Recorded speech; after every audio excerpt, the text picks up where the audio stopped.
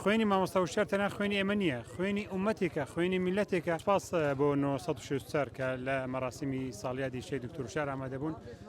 بەڵێ زۆر هەوڵدراوە کە ئەو بابەتە ئەو کەیسە بەلاڕێدا برێ یاخود بیانەوێ بە سوڵحی عەشایری کۆتایی پێ بن، بەڵام ئێمە ڕەتمان کردوتەوە وەکو باسیشمان کرد ئێمە سازش لەسەر خوێنی مامۆستا و شار ناکەین بە هیچ شێوازێک، دەبی بکوژەکان لە سێدارە بدرێن. ئەو سزایی کە خۆیان دەریان کردووە، ئەو سزایی کە دادوەرەکان خۆیان دەریان کردووە کە سزای لە سێدارەدانە ببوورە، دەبێت سزاکە جێبەجێ بکرێ و ئێمە هیچ کاتێک سازش ناکەین لەسەر خوێنی مامۆستای شەهید. وەکو باسم کرد ینی بە بەردەوامی ئەوان لە هەوڵدان، یعنی هیچ ڕەنگە هیچ ڕێگایەک نەما بێ، هەموو هەنگاوێکیان ناوە بۆی کە بیانەوێت لەگەڵ ئەمە دانیشن بۆی بە سوڵحیان لەگەڵ کورد ببوورە بۆی سوڵحی عەشایری کۆتایی پێبینین، بەڵام ئەو بابەتەکە بابەتی سوڵحی عەشایری نییە، بابەتی کێشەیەکی کۆمەڵایەتی نییە.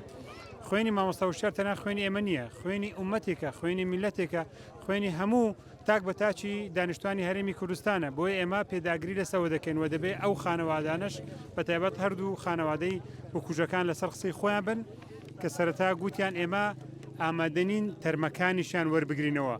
ئێمە هەر بە قسانی ئەوان دڵمان خۆش بوو، دەمانەوێت ئێستاش ئەوان لەسەر ئەو قسە سوور بن، چونکە ئەوانە زۆڵ مستەمێکی گەورەیان نەک تەنها لە ئێمە بەڵکو لە هەموو خەڵکی باشووری کوردستان کردووە. خۆی زیاتر لە 400 کەس ئێستا سزای لە سێدارەدانی هەیە لە هەرێمی کوردستان.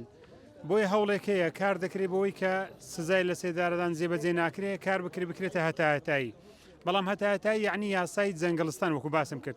ئەگەر بیانەوێ ئەو کارە بکەن کە سزای لە سێدارەدان بکەنە هەتایەتایی بە یاساکان وەکو جەنگڵستان لێ بکەن، سەرەتا کەسێک بکوژێ حکوومەت بڵێ کە پەیوەندی بە ئێمەنیە خۆت تۆڵی خۆت بکەوە، چونکە سزای هەتایەتایی یعنی 20 ساڵ، 20 ساڵش شەو ڕۆژی بۆ حسابێ دەبێتە 16 ساڵ. ئێستا ئەوانە بۆ نمونە 8 ساڵ لە زیندانن، یعنی کەواتە 8 ساڵی تر دەبێت ئەوان ئازاد بکرێن بەبێ ئەوەی کە ئێمە ڕازی بین. ئەو کاتە دووبارە ئەو کێشانە ئەو چێژە کۆمەڵاتیانە دووبارە دەبنە. بۆی ئەو هەوڵ و کارانەی کە بەنیازە بکرێ زۆر هەڵەیە سزایەکە کە شەنقەن حەتە المەوتە لەسەری جێبەجێ بکرێ، ئەوە کۆتایی بە کێشەکان دەینی.